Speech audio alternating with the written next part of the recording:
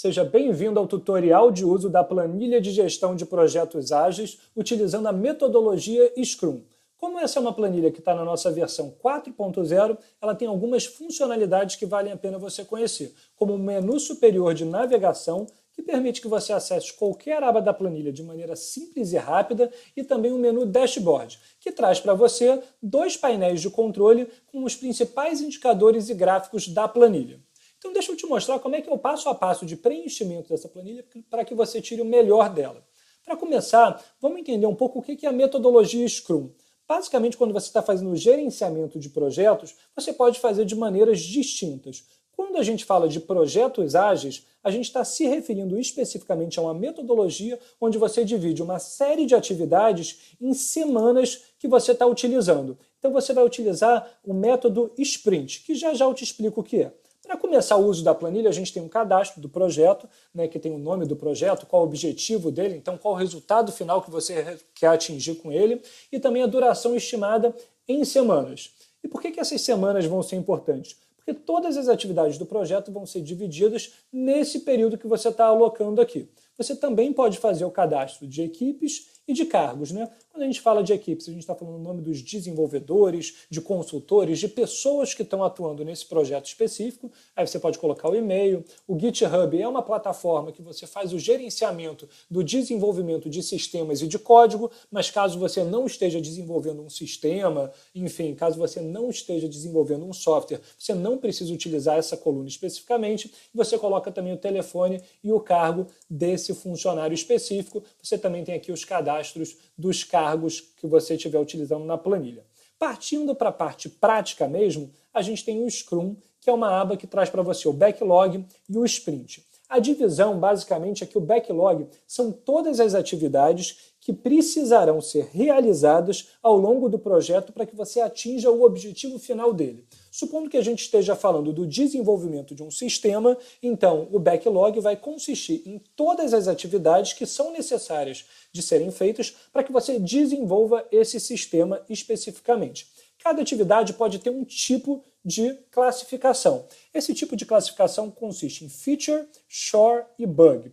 Vamos definir cada uma delas para que você consiga preencher a planilha da melhor maneira possível. O feature é uma funcionalidade que muda o seu produto final. Então vamos lá, se a gente tem um sistema, ele é uma funcionalidade que vai agregar alguma coisa para esse sistema, para esse software. O chore, ele é uma tarefa que basicamente pode não mudar nada no seu produto, mas é uma tarefa que precisa ser feita.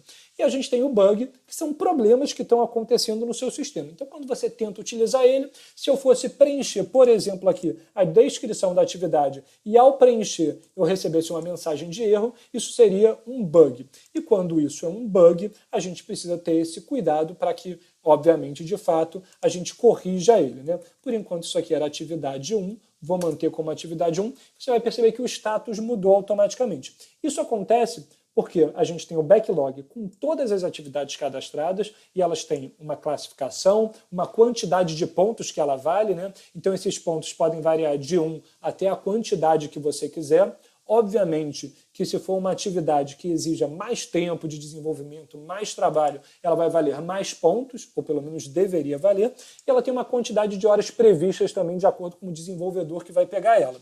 Por fim, a gente tem o status automático, e se você quiser, você tem o repositório do GitHub, caso você esteja desenvolvendo utilizando o GitHub, que é um site da internet, né, uma plataforma, e a gente também tem links extras que você pode colocar caso você queira, não são opções obrigatórias. Se a gente voltar aqui para a atividade, o backlog é onde você cadastra elas, o sprint é onde você executa essas atividades de fato. Então, o que você vai fazer aqui? Você vai selecionar sempre uma atividade para ser executada, você vai especificar em qual semana ela está sendo executada, né? Então, aqui, se a gente tem semanas de 1 a 5, você pode cadastrar na 1, 2, 3, 4 ou 5. Se você estivesse fazendo um projeto ágil com mais semanas, você poderia cadastrar, obviamente, mais possibilidades de semana aqui, sem problema nenhum. Isso vai automaticamente ser preenchido de acordo com o cadastro da duração estimada que você colocou aqui. Se a gente tivesse, por exemplo, 6 semanas aqui, você ia perceber que no sprint a gente poderia colocar até a semana 6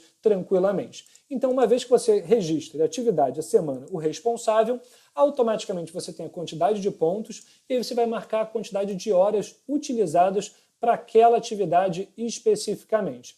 Nesse caso aqui, você pode utilizar mais ou menos horas do que havia sido registrado em um primeiro momento. Uma vez que você faça isso, ele vai sendo alterado aqui e você pode dizer se a atividade foi finalizada ou não. Uma vez que você faça isso para a primeira semana, quando chegar na segunda semana, você vai colocar novos itens. Quando chegar a terceira semana, igualmente. E por aí vai até o final do seu projeto. Então você vai cadastrando todas as atividades que estão sendo feitas de acordo com o período em que elas estão sendo feitas propriamente dito.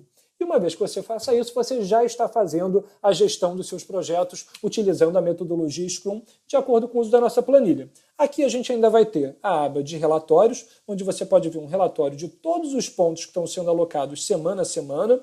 Você pode marcar também a pontuação finalizada, né? Então de acordo com a finalização de cada uma dessas atividades, esse relatório vai sendo preenchido e você tem uma análise da pontuação total restante que você tem dessas semanas, né? Então, se você tiver a pontuação restante, significa que você esqueceu ou não fez alguma coisa, você precisa analisar de volta o que está sendo feito ainda. Nesse caso, é a atividade 3. Então, se a gente fosse na atividade 3 e finalizasse ela de fato, você perceberia que lá no nosso relatório a gente já não tem mais pontuação restante aqui na semana 1. Você pode ver o desempenho individual dos seus desenvolvedores, consultores, enfim, de quem está realizando esse projeto de fato, né? Uma vez que você escolhe, você observa que os dados são modificados, então o Fernando Santos ele não está fazendo nenhuma tarefa em nenhuma semana, em nenhum momento, mas se a gente escolher, por exemplo, o João da Silva, ele está fazendo uma tarefa na semana 1. Se a gente escolhesse, por exemplo, a Maria, ela estaria realizando uma quantidade maior de tarefas, todas já concluídas